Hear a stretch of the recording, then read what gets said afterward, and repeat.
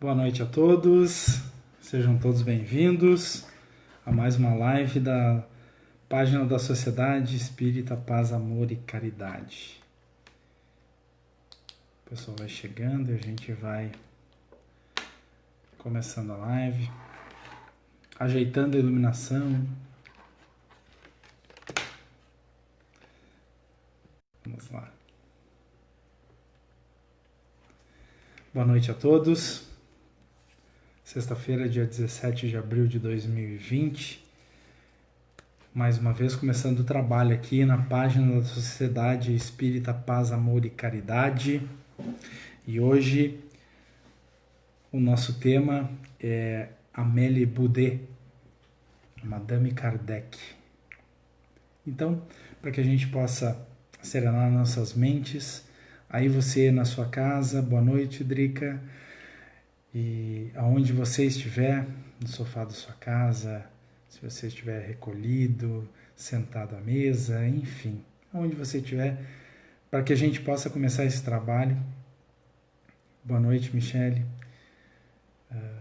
Sinta-se numa posição confortável, relaxada, e que a gente possa acerenar nossas mentes para que a gente comece o trabalho da noite de hoje. Pedindo aos nossos amigos espirituais que nos acompanhem nesse trabalho dessa noite, que os nossos irmãos encarnados e desencarnados que se encontram junto conosco nessa jornada chamada vida, possam verdadeiramente nos apoiar e estar junto conosco nessa grande jornada da existência terrena. Que o nosso amado amigo Jesus, o nosso amigo Nazareno, nos acompanhe, nos ilumine no caminho que a gente decidiu trilhar na existência da vida. Que assim seja. Boa noite, Zizi. Estamos aqui, Marcelo. Obrigado. Boa noite, Raquel. Sejam todos muito bem-vindos. E hoje nós vamos falar um pouquinho sobre a dona Amélie Boudet. A dona Amélie Boudet é a dona Madame Kardec. Boa noite, Valme. E a dona Madame Kardec foi a companheira de Allan Kardec em toda a existência dele. E ela teve papel fundamental na doutrina como a gente vê a doutrina hoje, a doutrina espírita. Muito baseado em tudo o que eles viveram juntos, em todos os compartilhamentos, e por isso que a gente diz, especialmente, que nós não vivemos sozinhos, nós vivemos aos pares, e justamente por vivermos assim, é que a gente vai construindo histórias. E é muito interessante. Boa noite, Roberto, legal. Boa noite, João Lauro. É muito interessante fazer essa pesquisa. Eu fui pesquisar muitos dados sobre tudo isso que foi a vida desse casal, do Allan Kardec, do professor Rivail e da dona Amélie Boudet, para entender um pouco mais sobre a história e entender um pouco mais sobre isso. Porque Kardec ficou conhecido como o iniciador, ele mesmo se denominava o iniciador da doutrina espírita, mas logo após a sua morte, a Madame Kardec, Amélie Boudet, ela teve um papel fundamental na continuidade do que hoje nós vemos da doutrina espírita. Então, falar um pouquinho sobre a dona Amélie Boudet. Ela era professora, os historiadores trazem que ela já possuía 2 livros escritos também à época. Boa noite, Lisete. Sejam todos bem-vindos. E ela auxiliou muito nesse trabalho incansável que eles tinham junto. E algumas curiosidades que eu trago aqui para vocês. Allan Kardec, quando começou a codificar a obra da doutrina espírita, ele tinha 50 anos. E a Amélie tinha 59, eles tinham 9 anos de diferença. E essa trajetória dessa união de forças foi fundamental, porque eles passaram por muitos problemas, muitas provações. E nós estamos falando de 1860, nós não estamos falando dos tempos que a gente entende agora as coisas, e que mesmo assim, mesmo com todo o ensinamento, mesmo com toda com tudo que a gente sabe a respeito da doutrina e tudo que a gente procura, porque tem base filosófica, tem base científica e tudo que a gente estuda a respeito disso, nós estamos falando de 1800. Então, foi um período extremamente árduo. E aqui eu trouxe várias anotações de muitas coisas. Por exemplo, o livro A Gênese, que foi o último livro conduzido por Allan Kardec, ele foi em janeiro de 1968. E logo após isso, boa noite, Aurélio. E logo após isso, em 31 de março de 1869, já com 65 anos, que foram 15 anos onde Allan Kardec fez as 5 obras 5 obras iniciais da doutrina. Boa noite, Mal. E então ele teve esses 15 anos para trabalhar. 15 anos. Nesses 15 anos ele fez as 5 obras básicas, sendo a última delas a Gênese lá em 1868, em janeiro. Dia 31 de março de 1869, com 65 anos, ele sofreu um aneurisma e desencarnou. E a partir dali, Amalie Boudet, ela levou todos os projetos adiante de Allan Kardec, frente também à Sociedade Espírita e também sobre a Revista Espírita, obra que ele também tocava dentro do desenvolvimento da doutrina espírita naquela época. O que aconteceu de uma forma? Tem alguns, eu fui procurar bastante e eu peguei um historiador espírita que é fantástico, até peguei aqui o nome dele e todo o currículo dele, que é muito importante para a gente dar uma base científica para tudo isso que a gente está falando hoje. Boa noite. Boa noite, Carla. Partilhando esperança e otimismo. Legal, obrigado. O pesquisador que eu fui atrás para entender um pouco mais sobre a obra da Amalie, ele nasceu em 15 de dezembro de 77, ele é um paulista, formado em comunicação social e pós-graduado em mídias digitais. Passou muitos anos de editor e assessor de imprensa e atualmente trabalha com cultura digital. O nome dele é Adriano Calzoni. E ele ingressou nos cursos da Federação Espírita de São Paulo, tornou-se médium estudioso, pesquisador espírita. E ele é que hoje traz muita coisa. E olha só que interessante. Adriano Calzoni, ele escreveu 2 livros. Um deles é Madame Kardec. O outro livro é Em Nome de Kardec. São os 2 livros que ele foi pesquisar, buscou toda essa gama de informações para elucidar, porque inevitavelmente a história de Kardec ela fica muito clara para nós, mas a história da sua parceira de vida fica com alguns hiatos, com algumas coisas que a gente ainda não tem. E ele mesmo diz que está buscando mais e mais informações para poder dar uma base sólida para essas obras. Mas ele escreveu Madame Kardec e olha o subtítulo: A História que o Tempo Quase Apagou. Oi, Mary, que ilumine a cabeça das pessoas aqui de casa. Que assim seja. Vamos lá, vamos para o trabalho.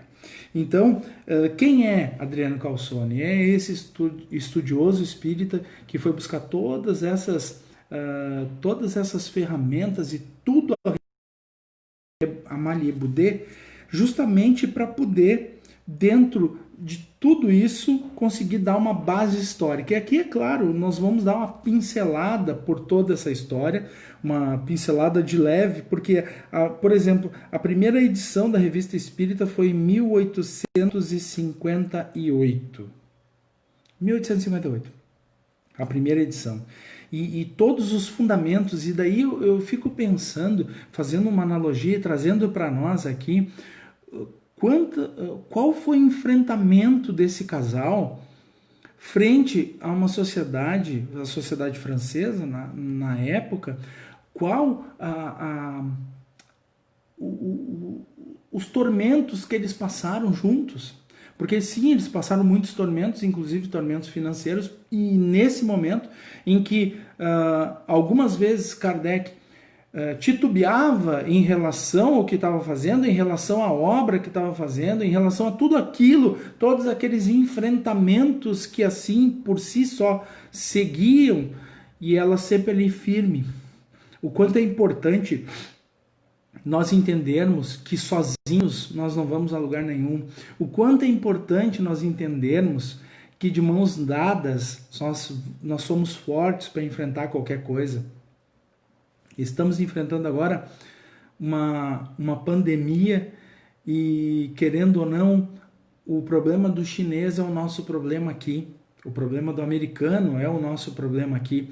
Nunca na história da humanidade nos sentimos tão conectados ao mundo como nós nos sentimos hoje, devido à importância que é, sim, darmos as mãos para podermos enfrentar isso que está sendo apresentado para nós com muita clareza do que está acontecendo. E daí eu fico imaginando, e tem uma outra passagem também, foram pessoas que foram se unindo, né? Berti Fropo também era amiga particular da Amélie e moravam a cerca de 900 metros, uma casa da outra, eles se davam muito.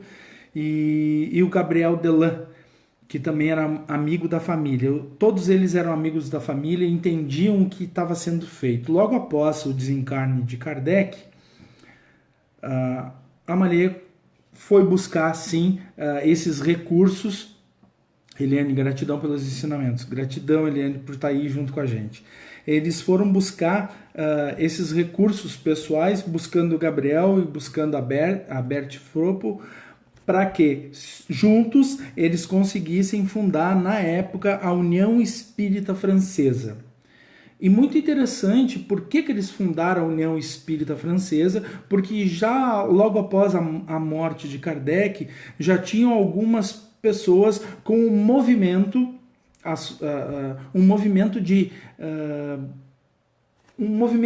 diferente à doutrina, com algumas coisas muito personalizadas sobre aquelas pessoas que sim queriam disseminar a cultura espírita já de uma outra forma, já com outro olhar, já com um approach muito forte da personalidade de cada um, desviando exatamente os ensinamentos que Amélie via todo santo dia através do seu esposo, que era Kardec.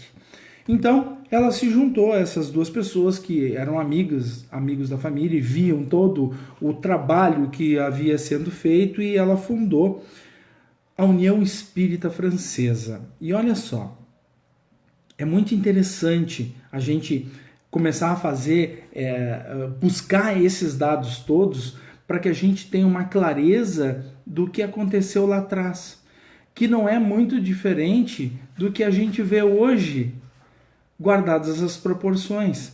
Se a gente for olhar o nosso horizonte, quantas vezes a gente pode acreditar que a doutrina é disso, mas o meu olhar é esse, eu entendo dessa forma, eu entendo da outra. Nós temos tanto ensinamento, e ensinamento com base científica, muito importante isso também, que a nossa doutrina traz muita clareza, traz entendimento, traz essas percepções que a gente precisa ter, percepções de consciência. E é muito interessante porque quando Amélie lá funda a União Espírita Francesa, ainda tinha um movimento que sim, tinha-se um embate naquela época entre um movimento e outro. E ela, com extrema clareza e consciência, nunca se manifestou tanto para um lado quanto para o outro, porque qualquer manifestação dela naquela época poderia desencadear algumas coisas ainda maiores, e não era o intuito. Prova disso, que é o que a gente traz hoje na doutrina, de entendimento, de clareza, de consciência, que a gente está vendo lá no século XIX, em 1800. É muito interessante buscar essas histórias e trazer para a nossa realidade, com o fato da verdade sendo esclarecida. E aí eu volto aqui ao Adriano Calzone, que é um cientista espírita, e olha só, em 2013 ele participou do primeiro estudo científico mundial sobre neuroimagem funcional e pintura mediúnica, porque ele é um pintor mediúnico, realizado na Universidade de Aachen, na Alemanha.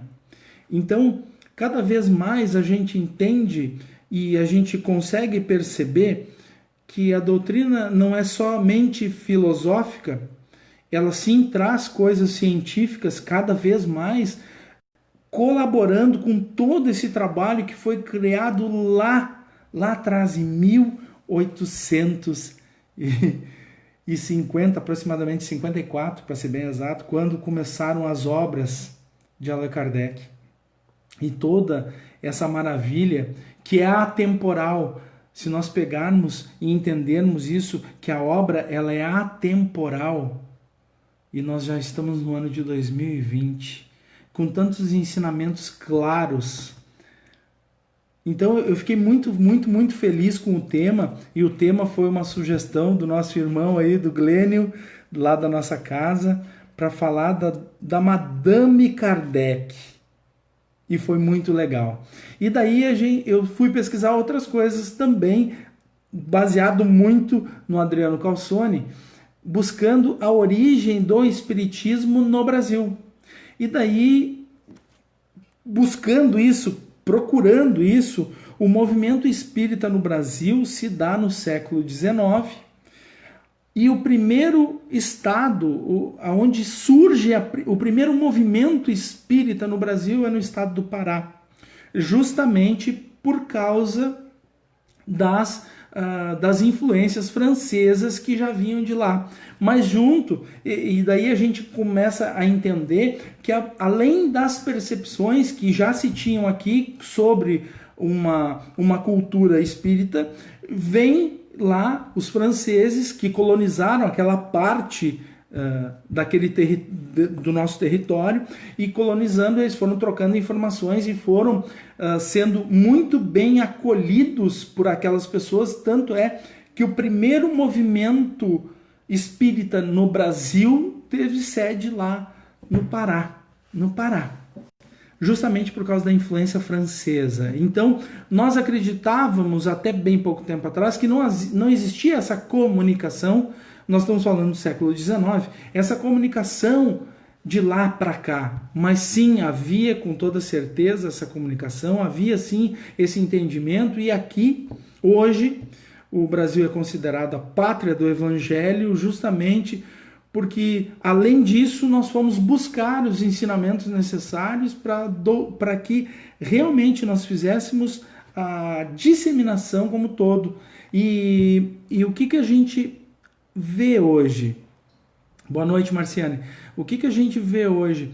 Que sim, entender a cultura, entender a doutrina é uma coisa, praticar a doutrina é outra, e eu separei um negócio que eu fiz aqui que foi muito interessante, de São Beda, que ele fala mais ou menos o seguinte, é muito interessante para a gente pensar.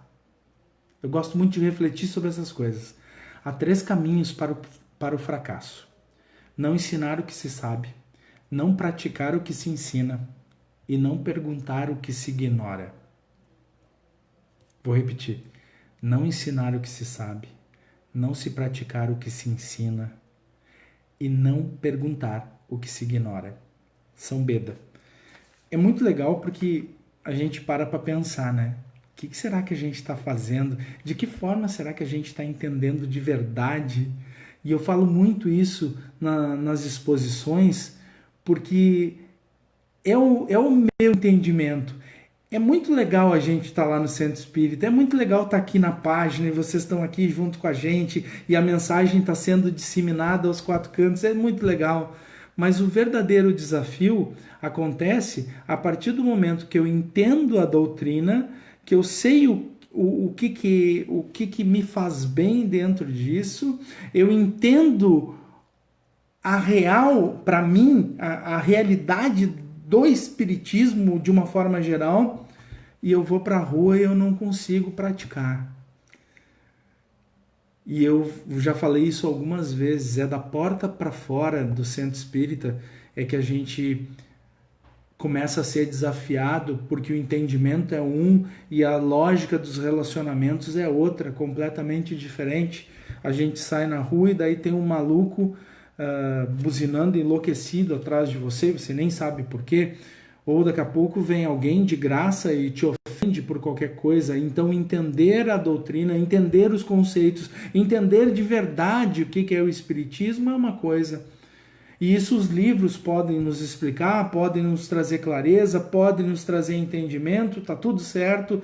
E quanto mais a gente estuda, mais a gente entende, mais somos comprometidos com a causa, somos mais comprometidos ainda, pode ter certeza. Já falei algumas vezes sobre isso e falo hoje de novo. Boa noite, Clair. Os mais comprometidos somos nós, os expositores espíritas, e sabemos direitinho por quê. Talvez em outras épocas, a gente não quis levar a missão adiante, entendendo da missão que tinha. Talvez em outras épocas usávamos da nossa capacidade para disseminar não coisas boas, outras coisas que não eram tão boas assim. E hoje aqui estamos disseminando aquilo que entendemos no nosso coração e na nossa alma, que é fundamental para que nós possamos de verdade refazer caminhos dentro de nós e dessa forma conseguirmos de verdade levar uma mensagem de paz, amor e caridade, que é o que eu levo no meu peito aqui. É a mensagem da nossa casa, paz, amor e caridade. E como é difícil a gente ficar pensando em paz, sendo muitas vezes cutucado de tudo quanto é lado. Como é difícil nós pensarmos em amor diante de um mundo tão amargo que a gente vê todo santo dia aí na frente. Como é complicado a gente pensar em caridade quando a grande maioria de nós não pensa em caridade. E caridade é dar aquilo, não aquilo que te sobra, é aquilo que você tem na sua essência. Isso sim, dentro de tudo que a gente sabe e conhece, é o que para mim toca a minha alma. Caridade é dar aquilo que tu tem, independente da tua condição, mas você dá o seu melhor a cada segundo, a cada instante. Isso sim, para mim é caridade. E, gente, já está quase encerrando a nossa passagem de hoje. Eu estou dando uma olhada geral aqui, mas acredito que era isso. É inevitável a gente falar sobre a obra de Amalie Boudet sem falar do nosso irmão de caminhada, Allan Kardec, que foi o iniciador da doutrina espírita, foi quem iniciou os trabalhos e depois eles têm continuidade através da Amalie Boudet, Gabriel Delan, Bert Froppo e, claro, seguindo em diante, trazendo os conceitos que hoje nós conhecemos através de Leon Denis. Então, todas essas pessoas, sinceramente, estavam comprometidas com a obra, comprometidas com a doutrina, comprometidas em levar essa mensagem de fé, essa mensagem de carinho, essa mensagem de muito amor, que desde o século XVII está aí entre nós, e todas as obras vêm nos dar um alento dessa luz nesse fim desse túnel ao qual nós chamamos de vida e percorremos durante toda a nossa vida. Eu estou muito feliz de estar aqui hoje junto com vocês. Hoje é um dia muito especial para mim e eu quero agradecer a presença de todos. E eu separei aqui uma oração muito legal que eu já tinha separado algumas vezes, mas nunca tinha colocado nas exposições. E hoje eu vou pedir para vocês para colocar. É a oração da solidariedade. Então vamos nos colocar numa posição tranquila, em paz, aonde você estiver na sua casa, onde você estiver assistindo. Oração da solidariedade. Senhor, que eu possa a quem está com frio dar o cobertor. Mas se o frio for da alma, que eu tenha condições de dar o afetivo calor. Se alguém chorar, que eu possa suas lágrimas enxugar. Mas se eu também estiver em dor, que pelo menos possa companhia fazer. Porque é chocante, Senhor, chorar sem ter alguém para nos consolar, sofrer sem ter com quem dividir, precisar desabafar e não ter com quem ouvir, enfermar sem ter com quem contar. Assim, Senhor, e por tudo isso, eu te peço, preciso ao próximo servir, tendo tolerância para com a ignorância, o desprendimento frente à pobreza, a solitude moral diante dos reclames das crianças, atenção e amparo para com a velhice, o perdão sem condição, a brandura na exaltação, a verdade sem interesse e o amor sem cobranças. Mas se nada disso eu puder ter ou fazer, que a vida me torne humilde para reconhecer que preciso espiritualmente crescer. Que assim seja. Assim a gente se despede da nossa live. Gratidão a todos que acompanharam o trabalho. Sinceramente, que uma palavra, uma frase tenha feito sentido no seu coração, na sua mente e na sua alma. Que assim seja e até a próxima sexta-feira. Gratidão.